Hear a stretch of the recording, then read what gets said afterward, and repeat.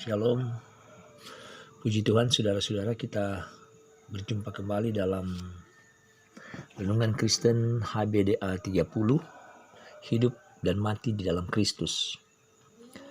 Kami akan memberikan pengajaran tentang rahasia hidup dan rahasia mati bersama Kristus. Mari saudara-saudara kita lihat latar belakang ya, sebagai pengantar sebelum kita membaca dan merenungkan firman Tuhan.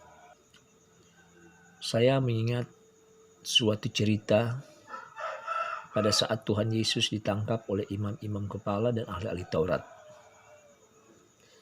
Alkitab mencatat murid-murid melarikan diri dan tercerai-berai. Jadi murid-murid takut ditangkap, disiksa dan dijatuhi hukuman mati.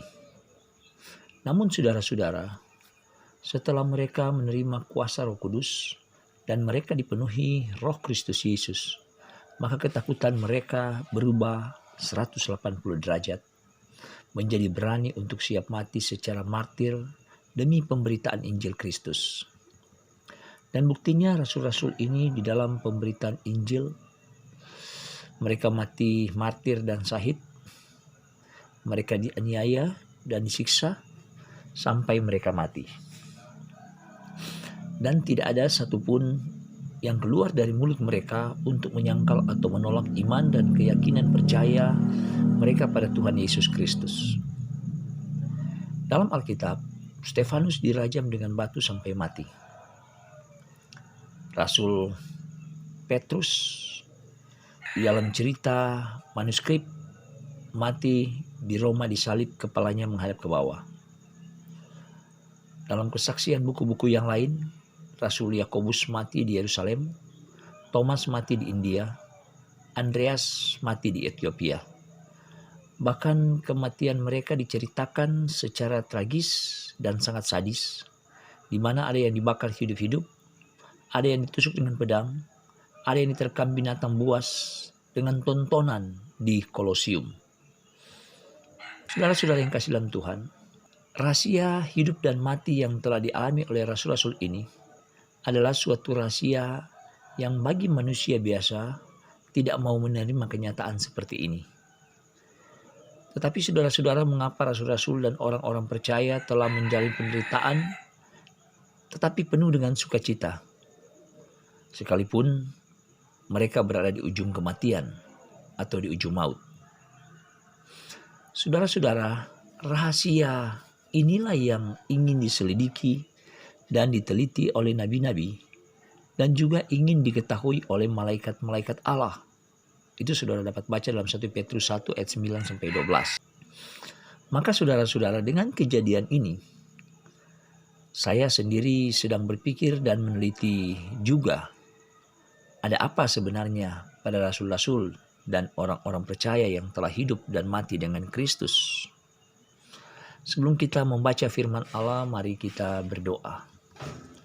Ya Tuhan Allah Bapa yang Maha Kuasa, di dalam nama Tuhan Yesus Kristus, kami meminta petunjuk dan bimbingan Tuhan untuk membuka rahasia firman Allah tentang hidup dan mati di dalam Kristus. Kami dengan ketulusan dan kerendahan hati memohon belas kasihan-Mu ya Tuhan. Kuduskan hatiku, sucikan pikiranku, dan berbicaralah melalui mulut hamba-Mu ini. Di dalam nama Tuhan Yesus kami berdoa. Haleluya. Amin. Saudara-saudara, pengantar dalam pengajaran tentang hidup dan mati dalam Kristus ini, saya memilih satu ayat bacaan firman Allah dalam Filipi 1 ayat 21. Berkata, "Karena bagiku hidup adalah Kristus dan mati adalah keuntungan." Saudara-saudara, saya sudah banyak menjelaskan ya tentang hidup dalam Kristus.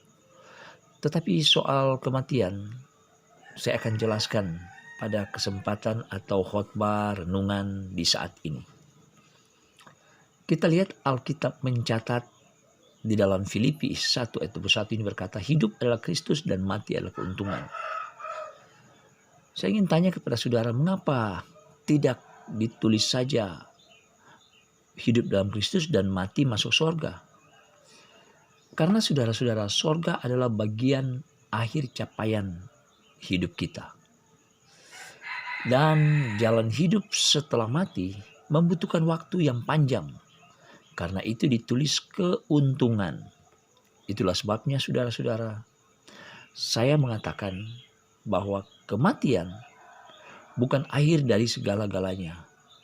Tetapi di balik kematian ada kehidupan babak baru yang harus dijalani. Kalau saudara menghadiri ibadah pemakaman, sering saya mendengar khotbah yang disampaikan oleh hamba Tuhan banyak berbicara tentang orang yang sudah mati. Hampir setiap ibadah kedukaan selalu pengkhotbah menceritakan tentang almarhum selama masih hidup.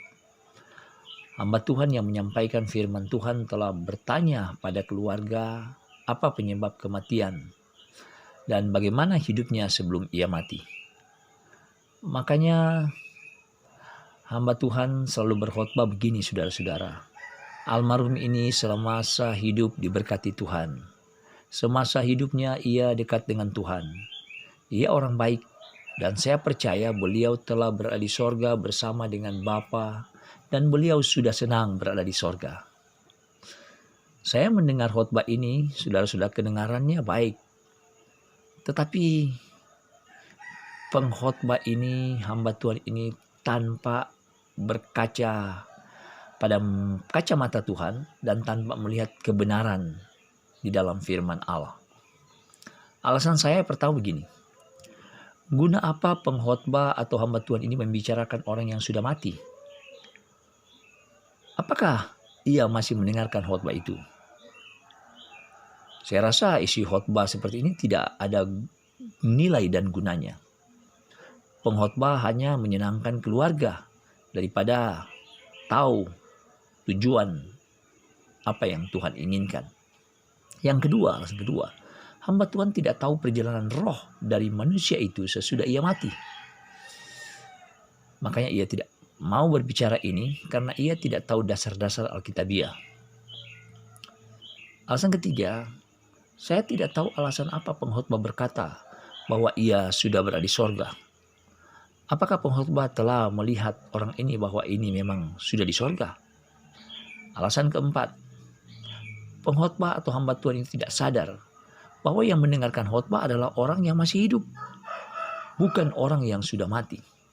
Alasan kelima, sering hamba Tuhan atau pengkhotbah jarang membuka kehidupannya yang buruk sebagai pembelajaran bagi orang-orang yang masih hidup. Biasanya di dalam khotbah kedukaan, pengkhotbah hanya berbicara yang baik-baik saja tentang almarhum. Padahal saudara-saudara, saya pernah hadir di ibadah pemakaman di mana latar belakang orang yang mati karena dia bersinah, mati di hotel. Ada orang yang mati karena dia mabuk minuman keras. Ada orang itu yang mati karena terjerumus dalam narkoba. Ada orang yang berbuat jahat dan dipenjarakan dan mati dalam penjara karena dia orang jahat. Dan lain-lain, saudara. Jadi seharusnya hamba Tuhan yang berkhotbah atau hamba Tuhan itu harus jujur dan membuka rahasia kematian orang yang masih hidup supaya menjadi pembelajaran bagi orang yang hidup. Kalau seandainya pengkhotbah mau membuka tentang kehidupan orang yang sudah mati. Saudara-saudara yang kekasih, kita sama tahu bersama bahwa sebelum pandemi corona di masa sekarang ini, orang yang mati di rumah sakit dan akan diantar atau disemayamkan di rumah, di mana sepanjang perjalanan jenazahnya disambut dengan motor-motor dan kendaraan-kendaraan yang mengiringnya di depan dan di belakang dengan jumlah yang banyak. Sangat luar biasa penghormatan banyak orang yang melakukan pada orang yang mati ini. Tetapi sekarang setelah di zaman corona, orang yang mati di rumah sakit sering jenazahnya tidak tahu dikuburkan di mana. Bahkan sanak keluarganya tidak tahu. Karena memang protokoler pemakaman harus dirahasiakan. Dan sering terjadi jenazah dimakamkan tanpa ada ibadah. Saudara-saudara yang kasih, yang menjadi persoalan pada saat kita mati bukan siapa yang hadir dalam rumah duka, siapa yang melayat jenazah, siapa yang menangis, dan berapa banyak uang duka diakonia yang kita dapatkan. Siapa yang menguburkan kita. Tetapi yang saudara harus ingat, yang menjadi persoalan sebenarnya dalam soal kematian adalah siapa yang akan menjemput roh kita setelah kita mati. Apakah Tuhan akan menjemput roh kita atau tidak? Nah, ini sebenarnya saudara yang menjadi pertanyaan besar, rahasia yang harus kita buka. Saudara-saudara, kita sama tahu bahwa manusia diciptakan memiliki 3 unsur, yaitu roh, nyawa, jiwa, dan tubuh. Tubuh adalah daging yang akan hancur dalam tanah. Darah adalah nyawa atau jiwa yang bergerak dari jantung kita. Roh adalah nafas yang ditiupkan Allah dan hidup dalam tubuh kita. Sering terjadi bahwa roh manusia sudah tidak bersama di dalam tubuh seseorang dan dalam keadaan pingsan atau tidak sadar. Nadi atau nyawa orang itu masih ada karena adanya alat ventilator pemompa jantung yang dipasangkan pada orang itu. Sering kematian diperlambat dengan alat-alat kedokteran seperti ini. Saudara-saudara, saya akan buka rahasia kematian manusia. Setelah manusia mati, pada hari ketiga rohnya bangkit. Pada saat bangkit, ia akan dijemput oleh 2 oknum, yaitu roh yang berpakaian hitam, yaitu kuasa kegelapan atau iblis, dan orang yang berpakaian putih, yaitu malaikat Tuhan. Dalam Lukas 16 ayat 22 berkata, kemudian matilah orang miskin itu lalu dibawa oleh malaikat. Dan orang kaya juga itu mati lalu dikubur menderita di alam maut. Jadi sesudah mati, roh kita akan dibawa ke alam maut dan dibawa ke Firdaus. Yesus pernah berkata pada orang di sebelah kanan di kayu salib, hari ini engkau dan aku sama-sama berada di Firdaus. Paulus pernah diangkat rohnya dan melihat Firdaus. Saudara dapat baca dalam 2 Korintus 12 ayat 4. Orang sering mengatakan Firdaus adalah Taman Eden. Dan orang mengatakan bahwa alam maut itu adalah Taman Eden atau Harmagedon. Antara Taman Firdaus dan alam maut hanya dipisahkan oleh jurang maut, di mana roh orang yang berada di alam maut dapat melihat roh orang yang berada di Firdaus. Begitu sebaliknya. Tetapi tidak dapat orang yang berada di kedua sisi ini tidak dapat menyeberang karena ada pedang Allah seperti api yang siap untuk menyambar bagi siapa saja yang ingin menyeberang atau melewati jurang maut ini. Jadi orang mati akan bertemu dengan orang yang sudah mati. Yang ada di Firdaus akan bertemu dengan roh orang yang ada di Firdaus. Begitu juga roh orang di alam maut, ya tetap dia bertemu dengan orang yang mati di alam maut. Hanya ketika roh kita ada di Firdaus, roh kita dalam sukacita dan kebahagiaan. Tetapi kalau roh kita berada di alam maut, kita akan mengalami penderitaan. Dan sekarang saudara-saudara, melalui khotbah ini saya mau katakan, seharusnya jangan saudara sampai ke alam maut. Penyesalan tidak selamanya di depan, tetapi di belakang. Kalau seandainya nasi sudah menjadi bubur, itu tidak berguna lagi. Maka saya sarankan berjuanglah mulai sekarang selagi saudara masih hidup, supaya apabila rohmu mati tidak menjadi bubur. Roh yang kita alami ini saudara, kalau kita sudah mati, entah kita berada di Firdaus atau berada di alam maut, kita merasa seperti kita di dalam mimpi saja. Jadi saudara-saudara, kalau ada pemahaman bahwa orang yang sudah mati menampakkan diri pada orang yang masih hidup, itu salah. Kalau itu terjadi, itu adalah manifestasi setan yang berubah wujud. Sering orang dunia terjebak ketika ada terjadi kerasukan roh dan dia sering mengaku diri atau nama seseorang. Padahal itu tidak benar. Tetapi iblis menggunakan nama seseorang untuk memperdaya dan menghancurkan manusia. Kita harus mengerti bahwa orang yang sudah mati tidak berhubungan lagi dengan orang yang masih hidup, karena roh mereka telah berada di alam lain yang bukan di alam bumi ini. Raja Daud pernah berkata tentang anaknya yang mati dari perselingkuhan dengan Batseba. Daud berkata, tidak mungkin anak itu akan kembali kepadaku, tetapi suatu saat aku akan pergi kepadanya. Saudara-saudara, sekarang bagaimana keadaan roh yang masuk ke alam Firdaus dan yang ada di dalam alam maut? Ini yang saya harus ceritakan kepada saudara-saudara. Di dalam kehidupan, di dalam Firdaus telah diceritakan. Dan kita sama tahu bahwa Firdaus ini bukan sorga, di mana kemuliaan fisik Firdaus telah hilang pada saat manusia jatuh ke dalam dosa. Sekalipun tanda-tanda fisiknya masih ada sampai sekarang. Misalnya sungai Tigris masih ada di antara negara Iran dan Irak. Dan sekarang Firdaus sepertinya telah berubah menjadi ladang minyak yang terbesar yang menjadi perebutan dan perkelahian dunia. Sehingga sekarang di daerah itu tidak pernah ada kedamaian. Sampai sekarang dari dulu terjadi permusuhan dan peperangan, penderitaan yang luar biasa. Yang diangkat Tuhan ketika manusia jatuh ke dalam dosa adalah roh kemuliaan dari Firdaus itu. Kita tahu bahwa di dalam Firdaus itu ada pohon pengetahuan yang baik dan yang jahat.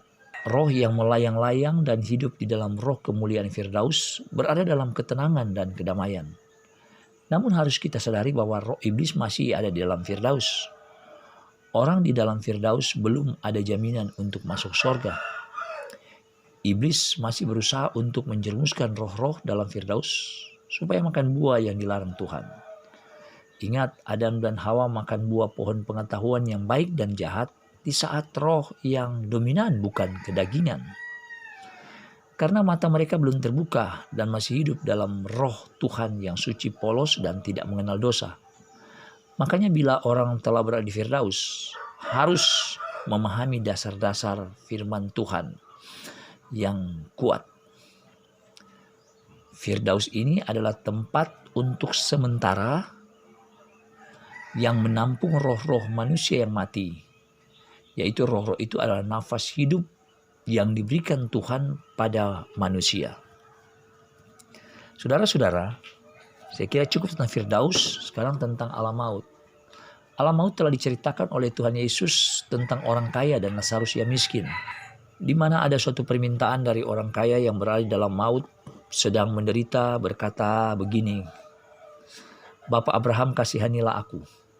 Suruhlah Lazarus supaya ia mencelupkan ujung jarinya ke dalam air dan menyejukkan lidahku. Sebab aku sangat kesakitan dalam nyala api ini.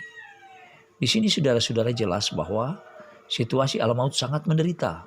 Seperti Harmagedon. Kalau saudara baca di dalam Alkitab, di dalam kitab Wahyu. Di sini roh yang jahat akan saling menguasai dan membunuh.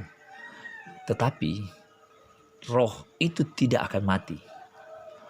Pokoknya saudara-saudara, kesiksaan, kesakitan, dan penderitaan terus menghantui orang yang hidup di alam maut ini.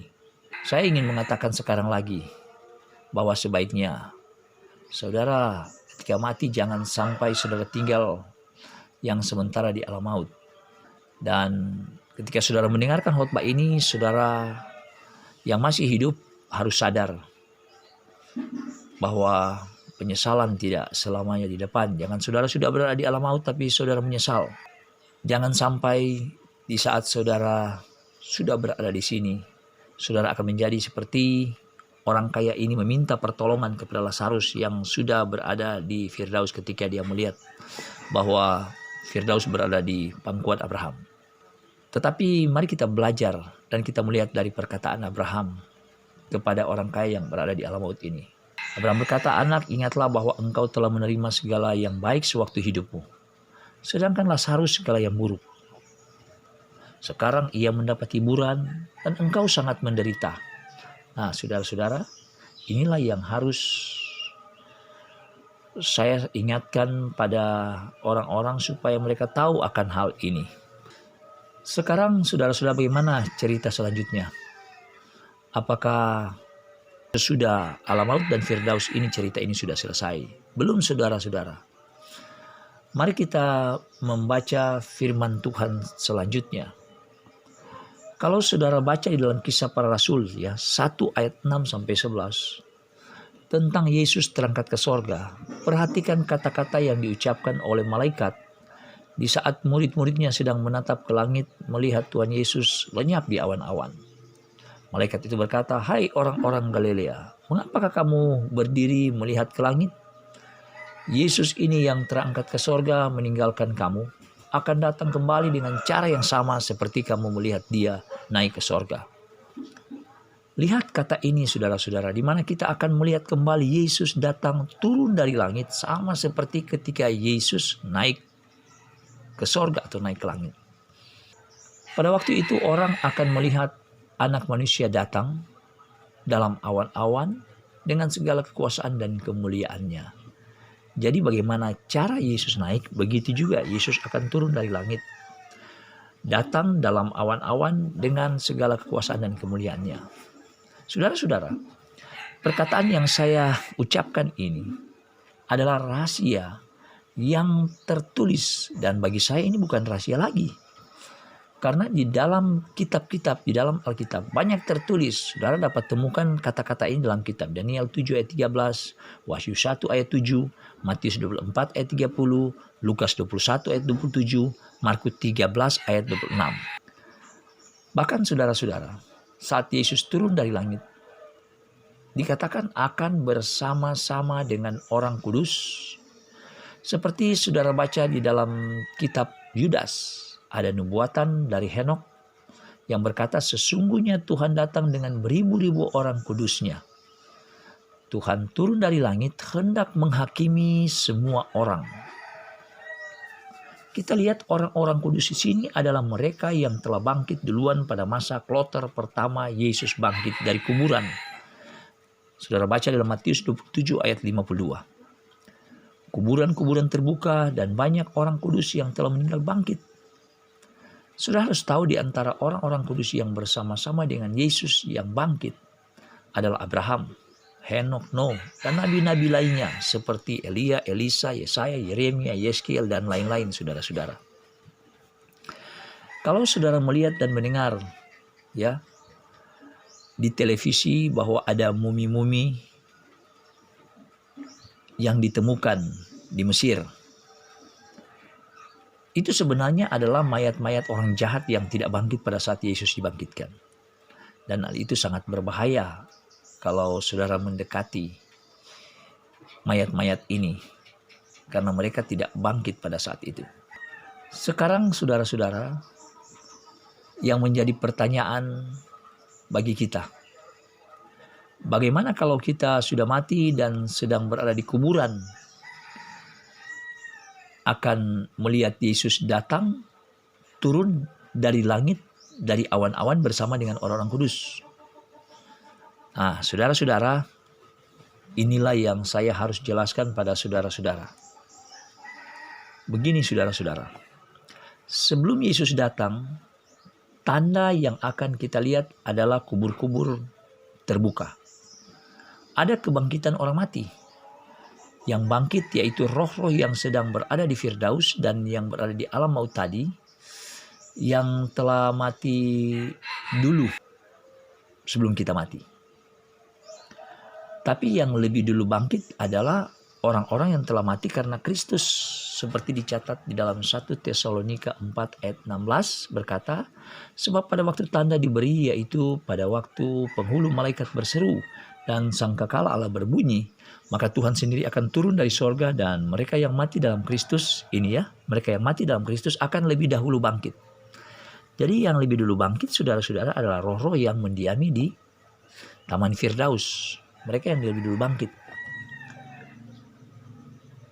Dan kita sama tahu di dalam Yeskiel 37 ayat 1-4, disinilah kebangkitan ini terjadi di saat nubuatan Yeskiel berucap kata, di mana Yeskiel bernubuat terhadap kebangkitan Israel di mana ada kata-kata, "Hai anak manusia, bernubuatlah." Ini saudara-saudara. Karena itu saudara-saudara yang saya kasih dalam Tuhan, saya teringat ya pada pesan Yusuf ketika saudara-saudaranya sebelum Yusuf mati, waktu Yusuf berada di Mesir sebagai mangku bumi. Ketika Yusuf akan mati, dia berpesan. Saudara dapat baca dalam Kejadian 50 ayat 25. Yusuf berkata, lalu Yusuf menyuruh anak-anak Israel bersumpah katanya, "Tentu Allah akan memperhatikan kamu. Pada waktu itu kamu harus membawa tulang-tulangku dari sini." Yusuf tahu bahwa suatu saat akan ada kebangkitan. Jadi Yusuf mempersiapkan jauh-jauh sebelum ada kebangkitan. Memang benar saudara-saudara bahwa ketika manusia mati, maka yang tidak hancur dalam tanah adalah tulang-tulang. Sekalipun sudah ribuan dan ratusan tahun orang itu sudah meninggal, tetap tulangnya masih ada. Itulah sering saudara baca dan dengar ahli-ahli purbakala melakukan penggalian dan banyak menemukan tulang-tulang yang bersejarah. Mungkin saudara pernah mendengar bagaimana tulang-tulang fosil ditemukan. Ada istilah sejarah mengatakan Pithecanthropus erectus. Ada tulang-tulang masa dulu yang ditemukan sekarang ini walaupun sudah ribuan tahun. Jadi saudara-saudara telah jelas bahwa sebelum Yesus datang kembali dari sorga untuk menghakimi, akan terjadi kebangkitan orang mati. Kita yang telah mati karena Kristus akan bangkit dan akan melihat seperti apa yang tertulis dalam Alkitab. Kita akan kembali menjadi manusia seperti biasa. Punya daging ya, tapi bukan daging duniawi tapi daging rohani. Punya urat, rambut, mata, dan hidup kembali dapat bernafas seperti biasa. Tapi saya mau ingatkan kepada saudara-saudara bahwa manusia yang hidup dari kebangkitan ini, di mana tubuh sekarang telah berubah menjadi tubuh rohani, bukan lagi tubuh duniawi lagi atau tubuh alamiah lagi. Seperti tubuh yang sekarang kita hidup dari daging dan kulit ini. Manusia pertama seperti kita ini berasal dari debu tanah dan bersifat jasmani. Sedangkan manusia kedua yang bangkit berasal dari tubuh surgawi. Inilah saudara-saudara yang hendak katakan dan jelaskan pada saudara-saudara bahwa daging dan darah tidak mendapat bagian dalam kerajaan Allah. Dan bahwa yang binasa tidak mendapat bagian dalam apa yang tidak binasa. Sekarang yang menjadi pertanyaan bagi kita adalah, bagaimana sisa orang yang sedang hidup di dunia yang akan menyambut Yesus turun dari sorga? Kan belum lewat kematian. Mereka masih hidup, masih dari daging dan darah. Dapatkah mereka diubahkan seperti orang yang telah mati dan sekarang telah bangkit dan tubuh mereka telah diubahkan dari yang alamiah menjadi rohania? Tubuh rohania mereka tidak memiliki darah dan daging lagi, bukan? Maka di sini saya menemukan di mana Rasul Paulus membuka rahasia ini bagi kita yang masih hidup untuk melihat Yesus.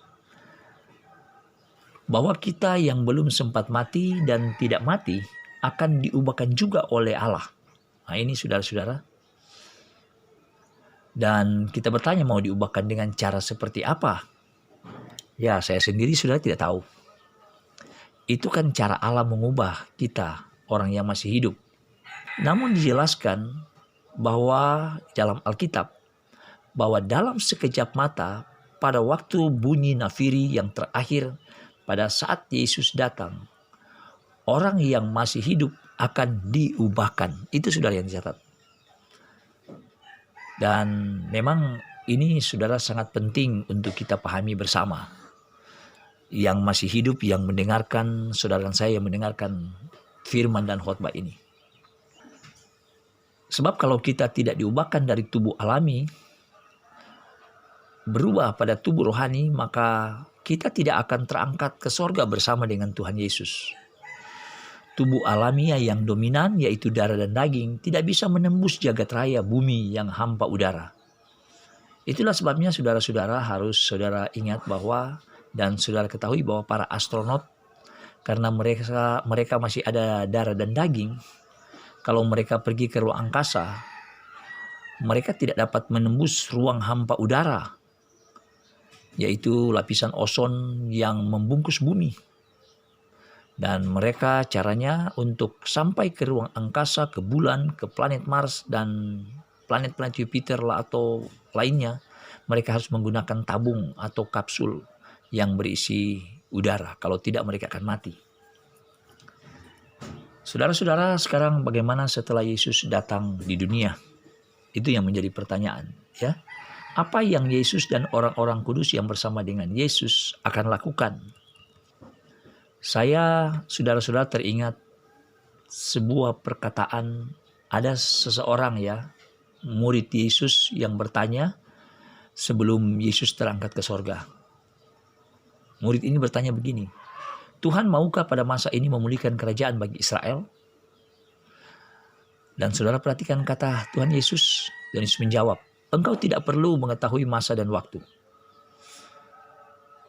Kalau kita baca di dalam nubuatan Nabi Yoel 3 ayat 1, berkata, sebab sesungguhnya pada hari-hari ini dan pada waktu itu, apabila aku memulihkan keadaan Yehuda dan Yerusalem, aku akan mengumpulkan segala bangsa dan akan membawa mereka turun ke lembah Yosafat.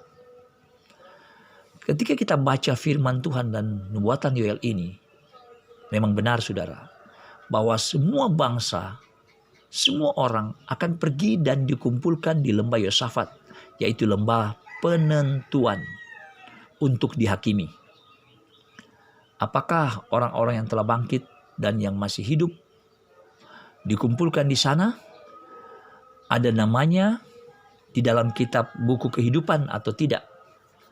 Bagi yang dihakimi dan tidak ada namanya dalam kitab kehidupan atau tidak tercatat namanya, maka mereka akan dikumpulkan tersendiri di suatu tempat dan mereka akan dihukum. Di mana penghukuman yang terjadi adalah tanah akan terbelah dan banyak orang akan binasa dan mati terbakar di dalam jurang kebinasaan, yaitu dalam tanah. Karena memang saudara, neraka itu letaknya di bawah bumi. Ya, di bawah bumi. Itu neraka saudara.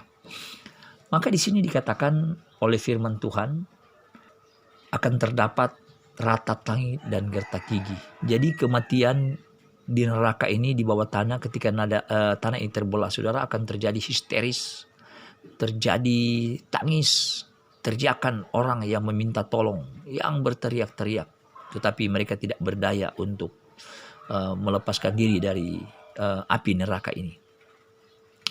Itulah yang dikatakan di dalam Wahyu 20 ayat 8, dikatakan inilah kematian yang kedua.